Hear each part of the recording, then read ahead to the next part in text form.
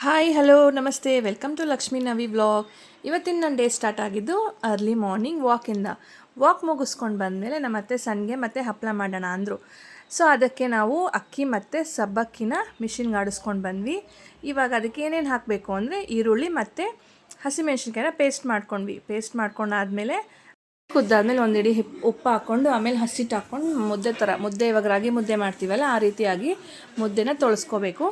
ಮುದ್ದೆ ತೊಳಸ್ಕೊಂಡಾದ್ಮೇಲೆ ನಾನು ಮುದ್ದೆ ತೊಗೊಂಡು ಬರೋಣ ಅಂತ ಹೋದೆ. ಮುದ್ದೆ ತೊಗೊಂಡು ಬಂದಮೇಲೆ ಚಕ್ಲಿ ಒಳಗೆ ಮುದ್ದೆನ ಹಾಕಿ ಸ್ವಲ್ಪ ಎಣ್ಣೆ ಎಲ್ಲ ಹಚ್ಚಬೇಕಿಲ್ಲ ಅಂದರೆ ಕಚ್ಕೊಂಡ್ಬಿಡುತ್ತೆ ಹಾಗೇ. ಸೊ ಆಮೇಲೆ ನಾನು ಏನು ಮಾಡಿದೆ, ಅಲ್ಲೆಲ್ಲ ನೋಡಿ ಬೆಡ್ಶೀಟ್ ಹಾಸಿ ಎಲ್ಲ ಮಾಡಿದ್ದೀನಿ. ನಾನು ಒತ್ತಾ ಇದ್ದರೆ ನನ್ನ ಮಗ ಬಂದ, ಮತ್ತು ಪಕ್ಕದ ಮನೆ ಹುಡುಗ ಬಂದ. ಆಂಟಿ ಕೊಡಿ ಆಂಟಿ ನಾವು ಮಾಡ್ತೀವಿ ಅಂದರೆ, ಬೇಡ ಕೊಡೋ ಅಂದರೆ ಇಲ್ಲ ಮಾಡ್ತೀನಿ ಕೊಡಿ ಆಂಟಿ ಅಂತ ಮಾಡ್ದೆ.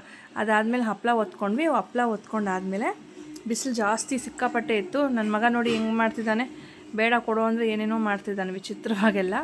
ಎಲ್ಲ ಮಾಡಾದ್ಮೇಲೆ ಬೂಂದಿ ತಿಂತಾಯಿದ್ವಿ ನೋಡಿ, ಮದುವೆ ಮೇಲೆ ಕೊಟ್ಟಿದ್ದು.